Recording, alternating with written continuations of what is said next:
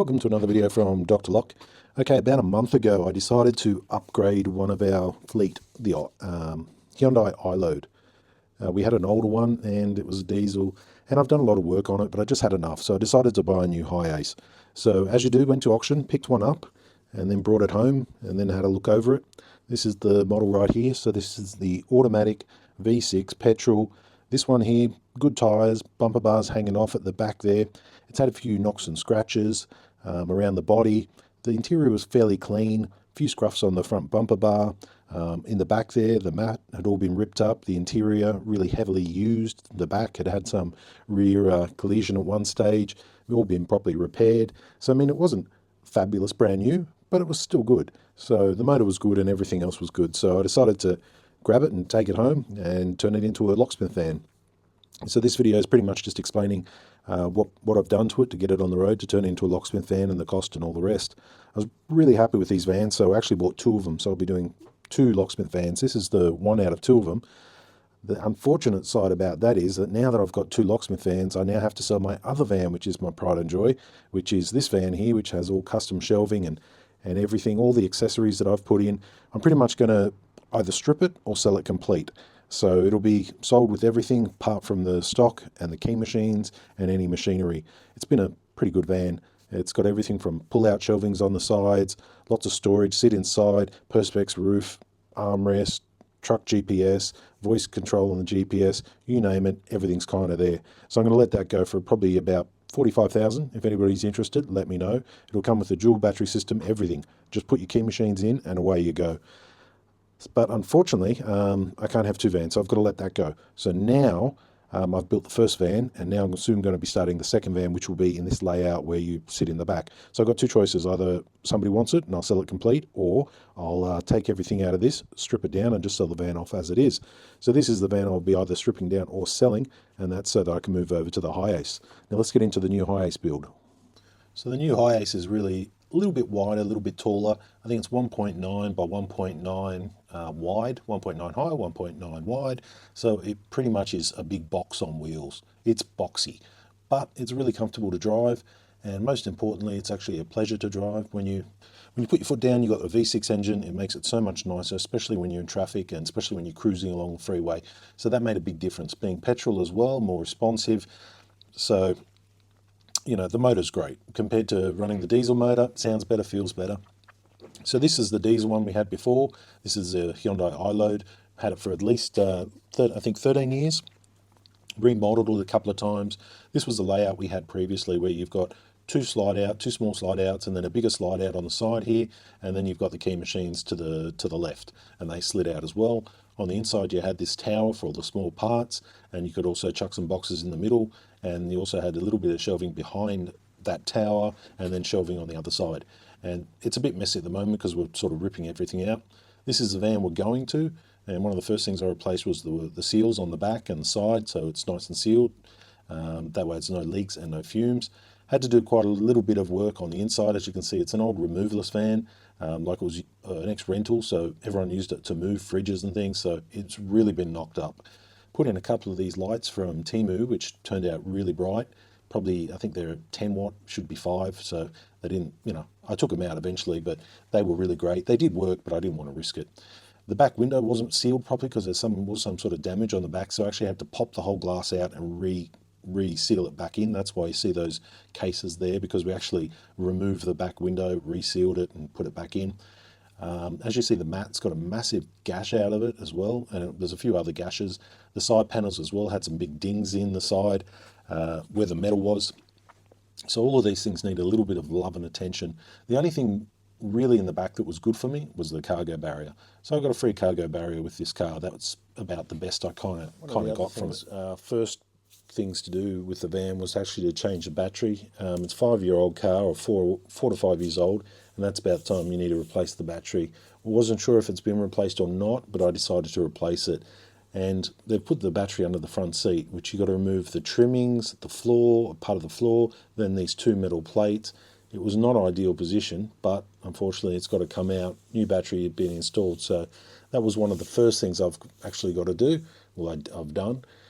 The next thing was to remove all the old stuff from the old van, which is not much fun when it's all built in. So screw for screw, bolt for bolt, round and round, remove all the stock, clean all the brass out of the way so you don't get it in your eyes. There was a lot of things on this setup that worked quite well, which we're going to transfer over and use. Some of them were the bench with this rubber mat, which works brilliant. The lights, nice switches, works good. The shelving for these plastic cases, so some sort of canister to hold plastic cases like this in seemed to work really well. And also the storage that you can see there, which holds all the knob set dead bolts just in front of the bench. Because the bench is 1.2 meters long, you don't need all that. You only need about 6 to 800 mil. So that space there, having those storage on the other side, made it really kind of helpful in a place to put all the extra knob sets and bulky items. So that's something we'll be carrying on the new van. The key machine slide out down there was a good height, but unfortunately it took up too much valuable room where toolboxes should have been. Underneath there was actually another slide where the keys sat. That did work. I mean, if you want to go through and see the full layout of this actual setup, you can. It's on my channel, and that was done about a year ago. But having the key machine sliding out was good, was helpful. But the problem is that I was losing too much space. So I've decided to go similar, but not exactly the same. On the new one, I was thinking I might even have to raise these key machines up to bench level, but hopefully keep the bench down low enough so that the key machines are not too close to your face and you've still got good hand grip and all the rest on them. That height was perfect, but unfortunately I don't want to do this layout again. I want to do some sort of enclosure where it encloses the key machine so that all that brass basically doesn't get airborne and doesn't go around the van and mess up the rest of the van or become a hazard when the wind gets to it. So one of the first things I needed to address was the flooring on the new Hiace. The mat was all ripped up and was only really good for a template, but I decided to use it as insulation. It weighs about 40 kilos and that's good rubber and it's good insulation. So I decided to put a top layer on, flip the mat over, put a top layer of commercial vinyl on top, which I've had sitting around, and then use that underneath. This is the mock-up of, working out the layout.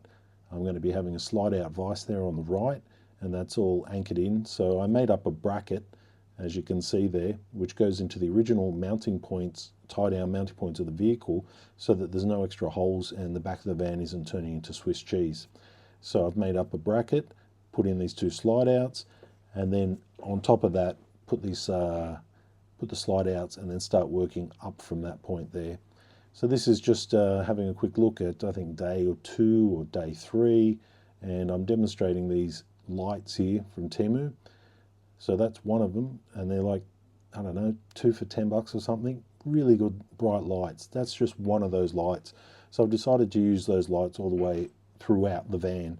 In the olden days, they used to be a lot more chunky. You'd have to screw them in. These things are super thin, super light.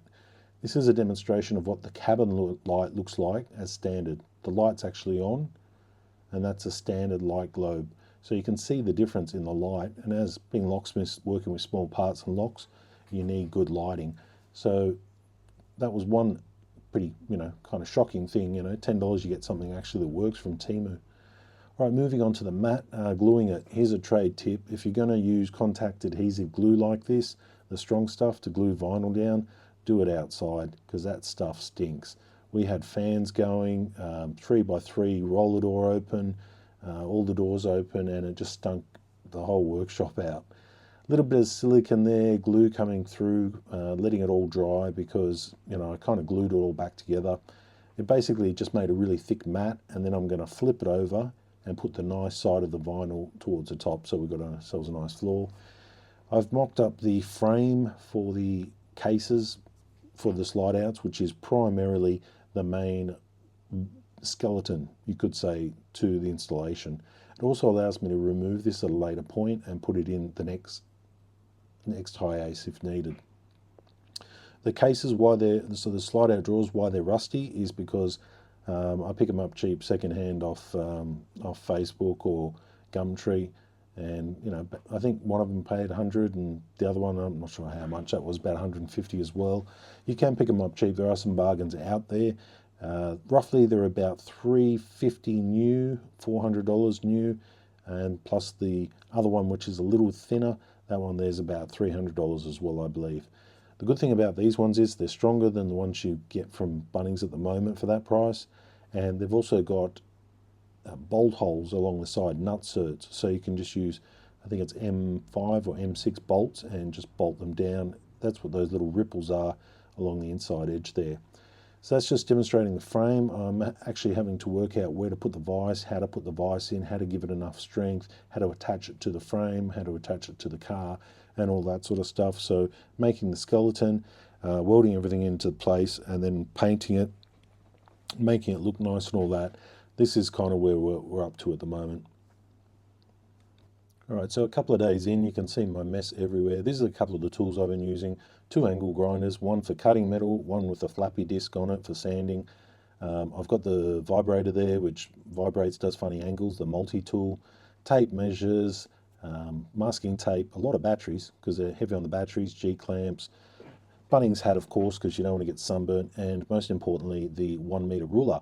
1 meter ruler is really important because each of these things here are 500 across. So if you put them together, you get exactly 1 meter. So that's awesome, because that ruler, I just put it down and I could start to work out and work the frame out using that ruler. All right, so I've got the mat back in. So that's a mat turned upside down, glued onto commercial vinyl. It's really thick vinyl, and honestly, the weight on that is about 30 kilos at least. And I've just started to drill the holes on the original tie-down points, which are located in the car, which are bolted down to the chassis. So they're good tie-down points. So everything's coming along. The actual mat itself was a little bit shorter than the actual shape. So if you're doing this yourself, you might want to leave at least 5 mil all the way around your template if you're using the mat as a template. It did turn out perfect. There's no problems about it. Everything looks good. The actual mat, when you walk on it, being underneath, gives a little bit more cushioning. It gives a little bit more sound protection from the noise or noise coming from underneath the car, which is good. So it's comfortable, it works. It's not a perfectly flat floor because the bottom of this van, like most vans, are actually metal, and it's got a wavy formation like corrugated. And then you put the mat on top, which also has a corrugation to it as well. And then you put a straight surface on top. It's never going to be 100% flat. But if you did want a flat floor, you can quite easily order these flat floors. I think they're like $2,000, and they'll cut you out a big piece of wood and you can put it on top. If you don't want to do that, you can just simply go to Bunnings and get 3 pieces of ply and put them all together as well. Not easy, but can be done. Looking at the mounts here, just showing you how I'm finding my screw holes. That using the tape measure, you find one axis, then you find the other axis, and then you mark it off, and then you move it away, drill it, and then put it back on. So that's how I kind of find my holes, just by using tape measure and marking vertically and on horizontal. And it's not too hard, as long as you leave a little couple of mil just for a little bit extra room. Generally, it works out. As you can see there, I'm using the Christmas tree drill bit there just to enlarge a couple of holes. Generally, I drill the exact same hole and then enlarge it by probably 2 or 3 mil, or move it over just a millimeter or 2. And you know, that works out quite well, especially with working with the metal, because you want all of it to be nice and tight, no elongated holes and no rattling and things like that. So this is probably about day 2 or day 3 converting it. Starting to look a little bit better, a little bit cleaner. It took me probably about a full day just to clean it after removing the mat.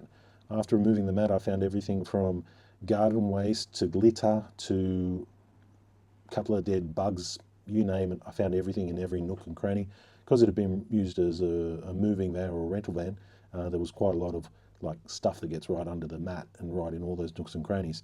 But it all vacuumed out quite nicely and cleaned up quite nicely, so you'd never know it. Even these scratches here on the sides, I could quite easily mask them up, sand them down, bang out the dings. But this van, this is our work toolbox, so this is like the inside of a toolbox to me. So this is just going to get even more beat up and banged on the inside. So it's metal, it's not going nowhere. It might not look pretty, but it's not going anywhere. So these scratches are nothing compared to what, you know, we're going to do. We're going to do all these scratches and some.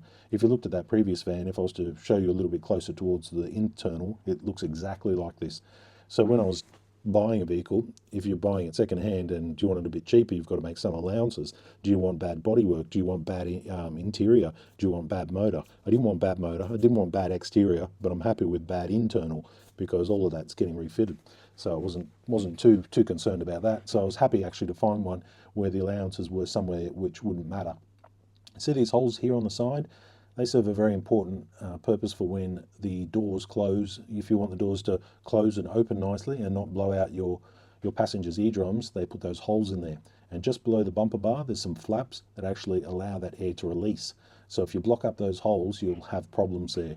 And also if those holes get stuck open, you can get car fumes inside your car. So see those holes in that panel there? Very important just to know that and allow them to remain there and work. So another point here I want to make is the most costly part of this build was these frames right here. So these frames are roller case frames. They hold 5 plastic toolboxes that slide out and slide back in, and then you mount the frame and they're in your vehicle, and when you need it you can pull it out like a drawer or you can remove it like a toolbox. Then you can take it to the job site and use it where you want it. But the problem is that I bought these like 20 years ago. I had them in my van, and then I basically gave the racks away to my brother, and then I was left with a couple of toolboxes, and I needed more for this particular build because when I was looking for something to go on the other side of the slide out drawers, these seemed to fit quite nicely. So I decided to go back to them since I already had a few $100s worth of cases in my garage. So I went out and I bought a couple more of these racks, and I was quite surprised at the price of them because they're coming in at about, I think it was 3 towers, which you're looking at a tower now. 3 of those towers was close to $2,000 delivered, which was ridiculous for a box piece of metal with 5 drawer frames in it. No drawers included, nothing. So anyway, I got these ones off Facebook Marketplace for $100 a piece, and I thought, good enough. And then I purchased another one on eBay for about $350, $400. So $600, I got 3 of them, which is a lot better than $2,000. Sure, they're used and, well used, but I just got to take those bits of board off the side and they'll be ready to go. But for the price of them, absolutely overpriced. The most expensive component in the vehicle for size and all the rest was these silly cases. On saying that, they are good and they do what you need them to. The only ones, these are not compatible with the Caddy ones. They are compatible with the ones you buy from Total Tools and Storage Tech ones as well. So there's like 3 compatible cases that are all compatible with these, but the official ones that you get in your Caddy drawers through your Caddy setup vans, they're actually different. So some of the parts I made was the skeleton to the shelving frame. I actually made that out of right angle RHS 50 by 50, a couple of flat bars of mild steel. This slide out vise actually picked up off Facebook Marketplace for $100. Gave it a new coat of paint, welded it in, put the fans on it for overnight, and it actually came up reasonably good. So that's Hammertone paint, the stuff they use for the safes. You paint it on and then it has like a bubbling type of effect. It's kind of thick, almost like a powder coating type of effect. Not as strong as powder coating, not waterproof like powder coating, but pretty good out of the can, and it also covers all your brush strokes and things like that when it cures. So looking over it now, this is some of the stuff I've got to get out. The rails, those type of rails here didn't work very well for that, so I've replaced them. So those slide out rails with the 2 knobs, they ended up being rubbish, so I ended up throwing them out. And the slide out drawers, they'll be moved over. So I'm not really purchasing too much, I'm really just recycling, cleaning up, and there's an old vise that's been sitting around for 5 years. So I cleaned that up, put some new washers into that and made sure it was tight, and a new nylon bush, and it works pretty well. So now it's just a matter of putting it all into here, and this is pretty much what we're starting with: a clean van, clean floor, ready to start the build. This is what it looks like with the frame in. Frame's all dry, it's in, bolted in the original mounting positions. Why that's so good is because when that's a little sticker to let you know the height is 2 meters, a little bit more than normal vans. Very important, because this van actually had scratches on the roof too. Somebody had driven in too low, so we actually had to fix them up as well. But that's okay, nobody sees them. And it turned out pretty good actually, the touch up. All right, so this frame, why that's so important is because when we get a new car, if we buy another Hiace, we can take all of this out, unbolt it, and bolt it straight into the new Hiace. Even the mat we could, if we wanted to, but if we went out right now to the Toyota, bought a brand new Hiace, we could just undo those 4 bolts, put this frame in and start rebuilding. So here is the frame, all welded up, painted, and the drawer height. So the drawer height here is basically, I think, 500 from where the bumper is up, it's about 500. So below your nipple and above your belly button, somewhere about there, the perfect height. And looking at it from here, not too high, not too low, easy to slide out and bolted one on top of the other. These cases have nutserts, so you put a plate on there, you use M6 bolts, and you just bolt one to the other. So once it's all loaded, it's weight upon a frame bolted to the chassis. So a lot better than some of the way the other vans do it, because when you go get your van fitted out, they put a rack there, and there's no standard holes for it. So basically, they drill holes in everything to mount shelving. This is a common practice for commercial vehicles. But on saying that too, it's not good to have all those extra holes in your car, and when you want to resell it, it's not great. Unless you sell it with all the shelving, which a lot of people don't do, you're left with a lot of holes like Swiss cheese. Just demonstrating now the length of this. That's 1.2 meters wide by 500, so 1.2 long, 500 wide, about 300 high. So that's quite a lot of storage capacity. The other one there, I decided not to put it in. I was thinking about putting it in on top. So you got two on the bottom, one in the middle, and then swing the other one around and push it back, but I decided not to. Too much weight, too much time, too much effort, and not needed. So the vise is installed. It sits out probably about 400 from the body of the car, maybe 500. This is great when you're actually grinding, because you're far enough away from the car that you're not going to get sparks on the car. The swarf is not going to travel into the vehicle. All the dust and stuff goes down on the outside. It's a good strong vise as well, because then it has a good metal platform as well for key stamping. It's not the type of vise you'd bend massive poles, but it works. Looking now at the bench is on top, and I've put in this bracket here. This bracket is basically right angle steel, a couple of nutserts going into the existing holes in the door trimming, and then just bolt it on and then screw the bench straight on top. The bench, really, there's not much happening on the bench. Locks are not heavy. The other things are vertical weight going down, so we don't really need to bolt it in as if it's going to Mars, because it's not going to Mars. It's just a piece of wood on the back, on top of some toolboxes to allow you to have a platform. Looking over this side here, so I've got a bit of platform for the roller cases to sit on, and that's just what I'm doing out here, marking it out and cutting out the arches so I can push it back as much as possible and get it right up against the back of the slide outs. So that's what I'm kind of doing now. And also because that frame is there, I will actually have to route out underneath this wood and take off a couple of mil to allow it to sit on top without it, being on an angle. And that's what it looks like fitted in. So there's a backing wall, and there is the base plate, which is all made out of F14, I believe it is, form ply, is what they call it, from Bunnings.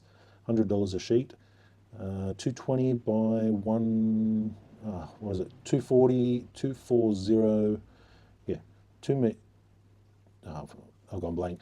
Anyway, it's about 2 meters by 2 meters by 1200 wide. It's really good stuff. It's strong. It's what they form up everywhere to when they're concreting. It's not a marine grade ply, but it's good enough for what we're using it for. It'll last many years. It's strong and it's cheap. If you go for marine grade ply, it's like 3 or 4 times the price, and it's not necessary. For what we need it for, 5, 6, 7 years, this wood is going to be just fine. The only time it doesn't have a lot of strength is when you're actually screwing in from on the edges, on the side. It doesn't have a lot because it's like many layers of stuff sandwiched together. So it doesn't have good strength like if you're screwing in the side, but through it, it has great strength. I'm showing the edge there. I put some T-molding around the edges, so you need to actually route that in, and it's a plastic edge that you knock in. It's called T-molding. Makes it look a little bit better, has a much nicer look to it. Also, no splinters, no rough edges, and it doesn't cost much to do it. You can buy that stuff off AliExpress pretty cheap, and then you just need a router, the proper router bit, and away you go. So here, looking at how I can get my roller cases in and measuring it and all the rest of it, looks like we can get 3 of them in there quite nicely, and they will sit there giving a little bit of gap where the wheel arches is on the left and the right, which will be a perfect posi for a couple of toolboxes.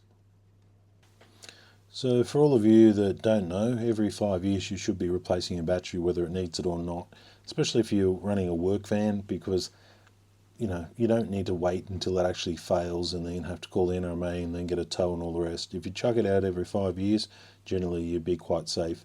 These cars use their headlights on in the day. It's an automatic, you can't jump start it. There's a lot of electronics, so it's heavy on the juice. And with all of those electronic systems working, plus your key machines working off the back of this battery, it's well worth changing out every 5 years, if not sooner. Another Another trade tip is write the date on the actual battery when you put it in. So the next person that comes along, they'll look at it and they'll say, oh, look, it's new, it's not new, and they've got a bit of an idea. So the battery I got with the van didn't have the date written on it, but this one right here that I just put in, I think it cost me about $150. I think 82 was the reference number for it or something like that. Positive on the right, negative on the left, and there's a particular size because you can't put anything like bigger and badder in there. Sometimes you can, but on this particular one there was only 2 sizes that actually fitted in there, so make sure you get the correct size. Just looking now how I'm going to run the positive line, so from the battery fused up through the roof lining all the way along in double sheath wiring, suitable thickness of wiring, I think it was 1.4 or 5 mil, and then all the way to the back. So there's the wiring. Actually in this clip I've actually now got it installed, and I'm just quickly showing you the wiring where it's running.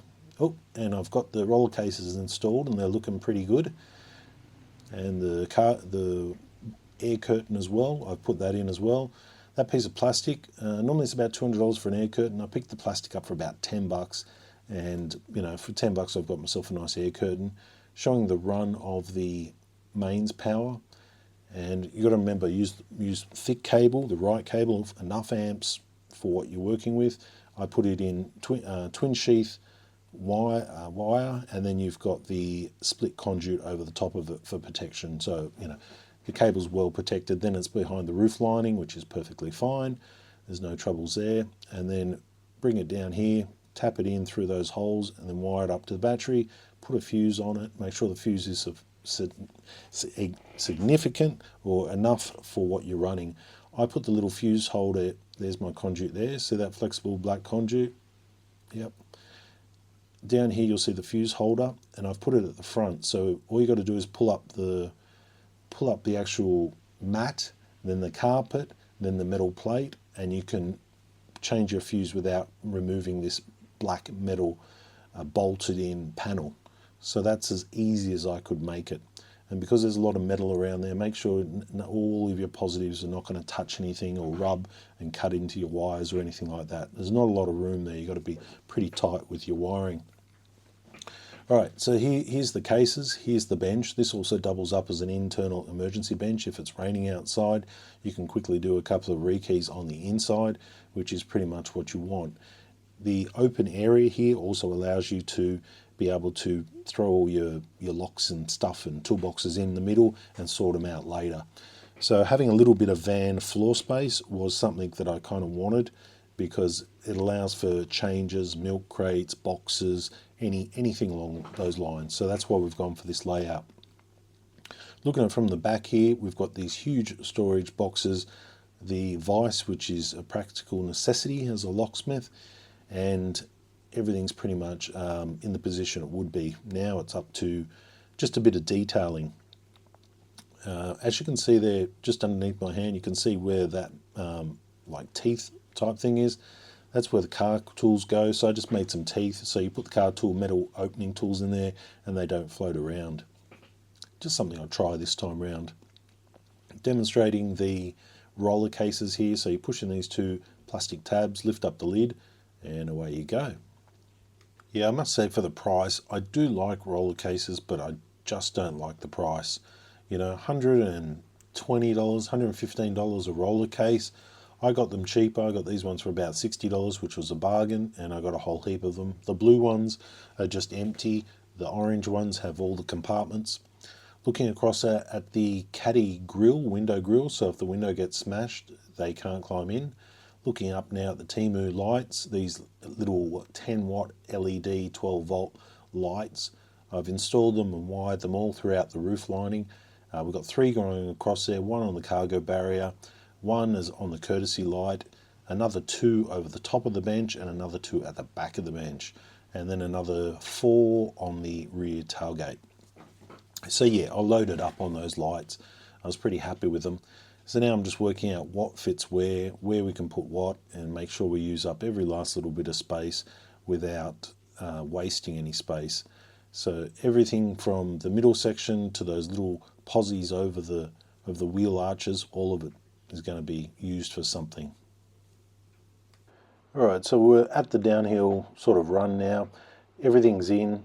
As you can see, the roller cases are in, the car tool area, the vinyl, everything's cleaned up. I put a little bit of carpet there because toolboxes go there, like a tool case, you put it there and that little bit of carpet stops it from actually sliding out. I've got it on both sides there, so you get two tool cases. This is where the car tools live, and that's quite actually a long position, so you can see the size of that tool that I just pulled out for opening cars. It looks like it's been to hell and back. It's bent so many times, but that tool there has made quite a bit of money.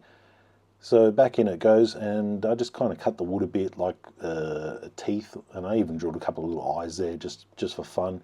And yeah, that's where they go, so they don't rattle around. It's easy to get to. That's where the car tools live, and that's what it looks like from this side. Looking around now, got to put in the Bunnings umbrella with all the rain that's happening and the fire extinguisher. Car seat covers are a must. We went to a car shop that was closing down, and we got these nice expensive car seat covers cheap. The Bunnings hat holder and the Bunnings hat, $5, and the hat holder, $16 off Temu. Very important to have a hat, everyone knows. If you talk to any of the old guys who worked out in the sun back in the day, they always say, oh, sun cancer, wish I'd worn more hat, more sun protection. So that's why that's there. Dash cam, the idiot sticker, so to say the height of the car so you don't do anything. The Temu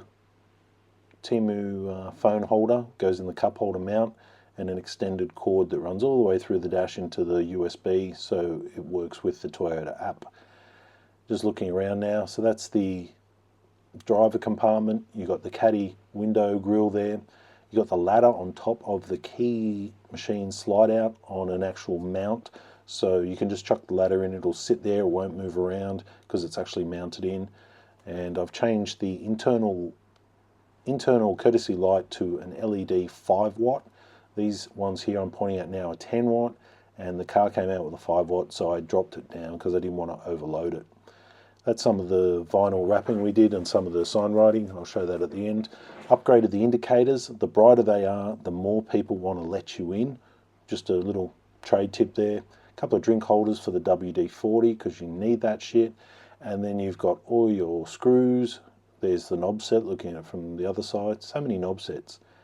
All your keys are in those plastic containers. And you've also got all your screw, lock parts, springs, all that sort of stuff on the right in those tactic containers there. They're quite cheap. They're about $40 from Bunnings, and they come with the trays, so they were quite economically cheap. That red thing there holding all the tools, once again, that was economical. The sticky tape holder there when your locks start to fall apart. Yeah, so about 14 to 20 bucks I think for that tool holder, but very practical. That magnet there holding in the hacksaw, it just makes it sit there. The vise, the slide, all that sort of stuff, normally that's about 800 to 1,000 bucks. Because we recycled the vise, it's an old vise and all the rest, it didn't cost us much, or like 100, 150 bucks max, including the paint. It's got a little screw there, and once it's clamped down, it's strong. You can stamp keys on the back of that, you can grind. You'd even probably be able to sit on that, so it's strong enough. Once you undo it, slide it back in, you tighten it back up, it's good to go. It won't go anywhere. Enough room for the door to close and all that sort of stuff. Just don't close the door with it sticking out. Nobody probably would, but I'm sure somebody probably could. Anyway, looking over it, these drawers here, let's show you the drawers. So I put a nice edge on that top bench.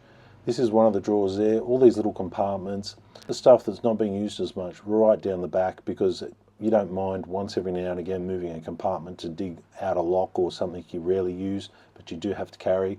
All the stuff you use all the time, I put it at the front, all the different cylinders all grouped together, you know, Tasman 201, all those. Now the tools, I've just put some compartments in there roughly just to separate them, you know, from the tools you use every day to the medium to the once in and every now and again tool, like a planer, once every now and again, drill right up the front, you get the idea. The other one's just full of locks and stuff like that, so you know, it's jammed packed full of locks. Moving around, fire extinguisher, I've tucked it under there because that seemed to be the best spot where it wouldn't get tripped into. This is the cargo barrier, which came with the car, which was really cool. But this plastic, $10 was an absolute bargain. I put some eyelets on it and cable tied it in, and it's good to go. I got the window grille for $250, and I got the rear one for $250, so that was $500 together, brand new with fittings. The under the door tool has a little position here as well, and I managed to fit in a 1 meter container along the side, which was just space not being used. So another 1 meter container there sitting on a bracket, and that just basically gives you room for something, whatever you want to put in there. Some call them shit collectors, I call them storage. But anyway, it's storage and it sits in there. And these under the door tools, I'm doing it one-handed, that's why it's kind of, getting stuck. These under the door tools and car tools, they always get, messed around and trip up everything and get tangled. There's the ladder. It's in a nice posi on a bracket, so you can lift it up and then you just pop it back down again, and look, it's not going anywhere. You can see the wiring there just on the back there, which runs all the way from here in flexible conduit, double sheath wiring, through the roof line, around the back, down there, and then into a box there that I made, which contains the electricals, which is circuit breakers, one big circuit breaker and then 5 smaller circuit breakers, switching off each section of the electricals. So here's my inside bench. If it's really bad and it's raining and you don't want to stand out the back, you can just use this. These 3 boxes here, they're just from Bunnings, $20 a piece, but they store quite a lot of locks, and if you mount them correctly in the up position, you can actually read all the locks, and they store well. I had them all nicely sorted out, and the person who uses this van decided to put all the labels facing every different direction, so it's just going to make it hard for him to read, but too bad, too sad. He can do it his way. Alright, closing the door, and let's keep moving. What are we looking at here? Just the roller cases. The ones on the right hand side were much cheaper. The bluer ones are generally about $100. You can get them cheap off eBay if you want. I think it's Storage Tech. The frame was cheaper, the cases were cheaper. If you go with roller cases, it's the most expensive, and a lot of people resell roller case because it's a well-known, long-standing brand. And yeah, so it's it's one of those things, you've got to pay for it, but whether or not you want to get the premium, there's no real difference between the roller case or the roller tech. They do the same thing. And basically the idea behind this is if you need, like let's say, pot rivets or fasteners, you could take the whole thing out. If you needed window locks, you could take the whole case out to the job and not have to keep running back and forth to the van. So roller cases I thought were the better idea for this space, to give you drawers and functionality of storage, as well as not taking up too much room. I mean, compared to having a complete shelf on this side, this is better. Like in the other van there, you saw a wall shelf, so you couldn't climb in from the right hand side. Now you can climb in from both sides. You can use the middle for storage or for your jobs. And here, just a demonstration, this is the COB LED, 3 LED, all the accessories, spare parts. There's another lock, so there's 4 LED in there, all the parts, all the screws, anything related to COB LED, just in that one case. So every time you're talking black sling, you pull out that case, you've got exactly what you need. Because in a locksmith van, you've got so many parts all going everywhere. Unless you've got dedicated parts for each and every one and a compartment to put them in, you end up with shit in your van everywhere, and you end up spending a lot of time trying to find it. So that's the idea behind these. Using these type of containers, you can try and round things up. All right, we're on the final look now. So this is what it looks like. Turning on the lights, you turn one on, you turn everything on, and then from there you've got your inside lights, and then you've got your rear tailgate lights, and then you've got your key machines, and then you've got your USBs, pointing out all the screws, springs, fasteners, pot rivets, Allen keys, all your tools there on front of you, magnet to hold it along the back wall, everything you need exactly where you need it when you're changing a lock. Everything's in front of you right there. A couple of shit collectors, they work really good, and another one on the side just in case you didn't have enough. A blue one tucked in there that you're probably going to completely forget about, and some spots for recycled cylinders or rekeyed or pre-keyed cylinders, we can call them. And of course a pinning kit mounted on the bench, 12 volt power, the standard push-in plug, USB, 1 amp, 2 amp, and a meter, obviously the battery needs a charge, and one off all off, and then the rest of them are internal lights. You can see all inside the cabin, and one light on the cargo barrier, 3 in the middle, 2 over the knob sets and the ladder there, and then another 2 over the top of us right now, 2 on the back grille and another 2 on the door. The ones on the back grille are put to the left because they go over the top of the key machine. So when you're cutting keys at night time, your lighting is right above you, and you can turn them off just with these little buttons. So yeah, and I just cable tied them on there and ran the wiring through the standard wiring grommet through the door. Demonstrating the keys now. You pull out a case, you pull out a key, and you know that's enough keys for us for what we carry on the road as mobile. Little hydraulic strut opening up the key machine cabinet, and out comes the key machines. And you've got some key rings there and a wire brush to deburr the keys. Your 007 is mounted on the front, so you don't have to slide it all the way out to use it.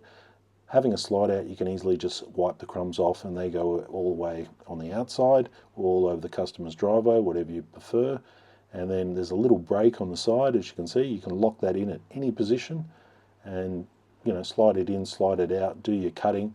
So if you don't want to slide it all the way out, it's raining, you can slide it out a little bit and start your cutting. Little light there on a flexible, so you can put it right over the top of the key if you're doing any eye cutting or just cutting the key down by eye, or just making sure you're getting right into those grooves when cutting, or you know, wire brush on a couple of little hooks so that you can just run that over the key instead of having a motor with a buffing wheel. A couple of key rings just put in there, they're handy. Hydraulic strut, that helps open it and also keep it closed. Off with the brake, pulling it out, that's completely extended. You've got room there for a little tablet for Instacode. You've got your cards and some hand tools for the HBC. Exactly what you need. You've got a USB in there as well to keep the tablet charged. Tablet's not there, it's in for repair. And everything is exactly where you need it. You know, just a little station that slides in and out. This keeps all the dust, all the swarf and all that from floating around. It stays in this cage. Then you can vacuum it out once a month and have no troubles with that whatsoever. So what are we looking at now? Oh, USBs. So USB power there as well. That just keeps the tablet. That's the reason actually it's in for repair. The battery went flat and it didn't get charged up in time. Now it's got to go get a new battery in it, so that'll be plugged in. Every time you turn the key machine on, it'll get just a quick charge, and that'll just keep it alive rather than it going dead. As you push it in, there's a magnet at the back holding all that in, and you close the door, and that hydraulic strut actually keeps the door closed. It helps open it as well, but it actually keeps it closed because it pushes the opposite way when it's all the way down. 2 key machines on different switches with different circuit breakers. The third one's for the USB and the power, and then you've got all on, all off. So the first one is all on, all off, and then you know, internal, external lights. A couple of little hooks around the place I put as well, because sometimes you're on a job and you've got a key to give to somebody, or this, or a key for a job you're doing next week, and you've got to put it somewhere, so put a couple of them around. The actual pinning kit, normally you have one in your toolbox, but I like to put one on the bench as well, since sometimes you will be working on this bench, not just on the doorstep.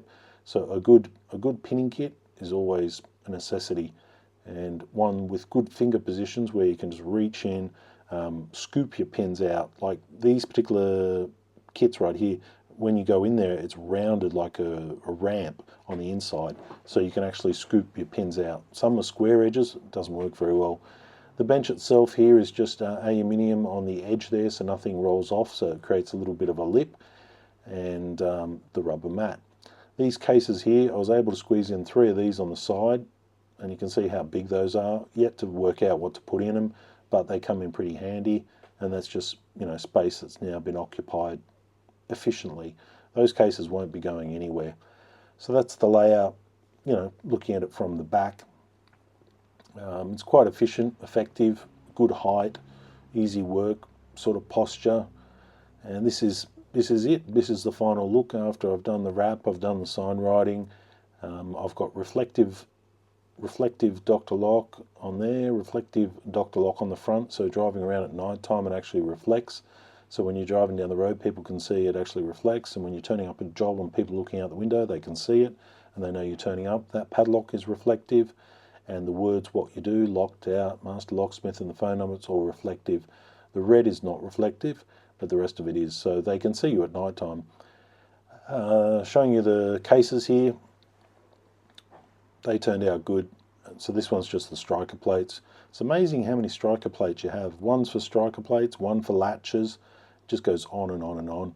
I wrapped over the top of that that glass. It doesn't, you know, wish it wasn't glass. And that's the final look from the back of it. Just turning everything on. Those lights, pretty impressive. Those lights, bang for buck. And that's what it looks like at the end.